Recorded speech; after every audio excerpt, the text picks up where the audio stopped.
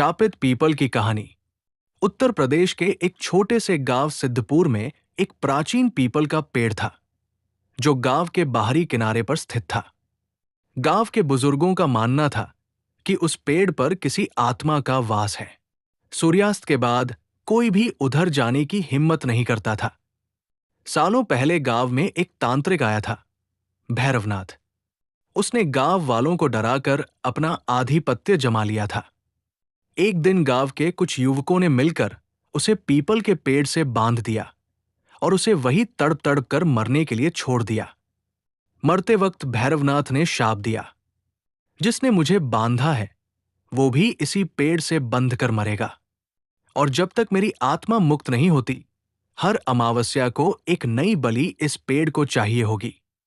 तब से लेकर हर अमावस्या की रात गांव में कोई न कोई रहस्यमय तरीके से गायब हो जाता था और अगली सुबह उसका शव उसी पेड़ से लटका हुआ मिलता। 2023 की बात है। गांव का ही एक युवक अर्जुन, जो शहर से पढ़ाई कर लौटा था, इन सब बातों को अंधविश्वास मानता था। उसने ठान लिया कि वो इस रहस्य से पर्दा उठाएगा। अर्जुन ने कैमरे लगाए। अमावस्या की रात अकेले उस पेड़ के पास रुका। आधी रात को अचानक उसकी आंखों के सामने धुंधली आकृतियां दिखाई देने लगी। एक साया धीरे धीरे उसकी ओर बढ़ रहा था। उसके कानों में एक फुसफुसाहट गूंजी। अब तेरी बारी है, अर्जुन चीखने लगा, लेकिन उसका गला सूख गया था। कैमरे धुंधले हो गए। सुबह जब गांव वाले पहुंचे तो अर्जुन का शव पेड़ से उल्टा लटका मिला। उसके चेहरे पर भयानक डर और आंखें फटी हुई थी। तब से वो पेड़ और भी भयावह हो गया। अब वहां जाने की बात करने पर भी गांव वाले कांप उठते हैं, और आज भी हर अमावस्या की रात उस पेड़ के नीचे से किसी के हंसने और चिल्लाने की आवाजें आती हैं। अर्जुन की रहस्यमयी मौत के बाद पूरे गांव में मातम छा गया, मगर अर्जुन की छोटी बहन सिया, जो कि अध्यात्म और पुरानी ग्रंथों की जानकार थी, उसने ठान लिया कि वो इस शापित पेड़ को मुक्त करेगी और अपने भाई की आत्मा को शांति दिलाएगी। सिया ने गांव के पुराने पंडित श्रीधर बाबा से मुलाकात की।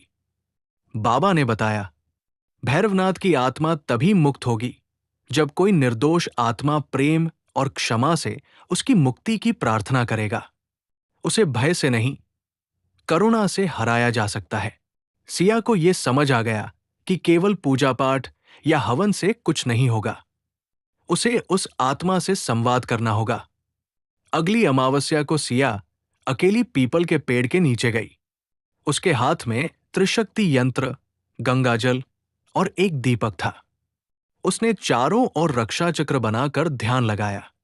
धीरे धीरे हवा थमने लगी और वातावरण ठंडा हो गया। अचानक भैरवनाथ की आत्मा एक काले धुएं के रूप में प्रकट हुई। उसने गुर्राकर कहा, मुझे मुक्ति नहीं चाहिए, मुझे बलि चाहिए। सिया डरी नहीं। उसने आंखें बंद कर ली और बोली, तू पीड़ा में है, पर अब और नहीं। तेरी तड़प खत्म हो सकती है अगर तू क्षमा मांग ले। आत्मा कांपने लगी। पहली बार किसी ने उस तांत्रिक को डर नहीं, दया दिखाई थी। सिया ने संस्कृत में एक पुराना मंत्र पढ़ा जो शुद्धि और मोक्ष के लिए होता है। उसने दीपक उस पेड़ की जड़ों में रख दिया और गंगाजल छिड़का। तभी जमीन हिलने लगी। काली धुंध ऊपर उठी और भैरवनाथ की आत्मा ने एक अंतिम कराह भरी। मुझे मुक्ति मिल गई। एक तेज प्रकाश हुआ और फिर सब शांत। पहली बार उस पेड़ की सूखी शाखाओं पर हरियाली उगने लगी। उसके बाद से ना कोई गायब हुआ, ना ही किसी को डरावनी आवाजें सुनाई दी। गांव वालों ने उस पेड़ के नीचे एक छोटा मंदिर बनवाया, जहां लोग अब शांति और समाधान की प्रार्थना करने आते हैं। और वो पीपल का पेड़, जो कभी शापित था, अब आशीर्वाद बन चुका है।